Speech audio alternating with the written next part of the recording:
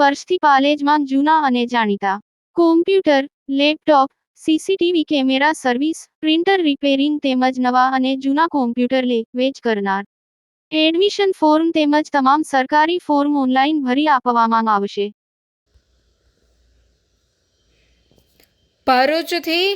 ભરૂચ વરડિયા ગામની સીમમાં આવેલી કેરીની વાડીમાં ભારે પવનના પગલે વ્યાપક નુકસાન થવા પામ્યું છે. અંદાજિત 4.5 થી 5 લાખ રૂપિયાનું નુકસાન.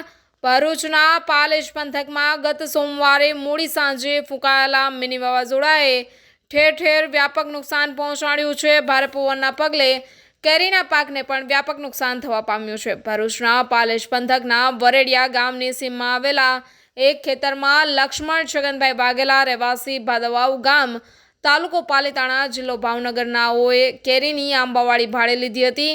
જે વાડી અંદાજિત 10 વીઘામાં પથરાયેલી છે. જે ખેતરમાં આંબાના વૃક્ષ રોપેલા હતા.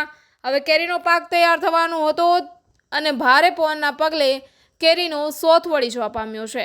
લક્ષ્મણભાઈએ મીડિયા સમક્ષ નિવેદનમાં જણાવ્યું હતું કે ભારે પવનના પગલે કેરીના પાકને વ્યાપક નુકસાન થવા પામ્યું છે, તો સરકાર દ્વારા વળતર આપવામાં આવે તેવી માંગ કરી છે. મારું નામ લક્ષ્મણભાઈ છગનભાઈ વાઘેલા છે.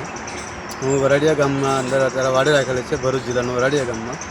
તો આની અંદર કાલે સાંજે પવન ફેંકાતા વાવાઝોડાના કારણથી મારો 4.5 થી 5 લાખ રૂપિયાનું મારું નુકસાની ગઈ. આ વાડીની અંદર 2 વાડી મારી રાખેલી છે વરાડિયા ગામની અંદર, અને આ બધી નુકસાની ગઈ. તો સરકારને એટલું હું કહેવા માગું છું કે આની મેં મને સહાયતા આપે તો ખૂબ ખૂબ એમનો આભાર.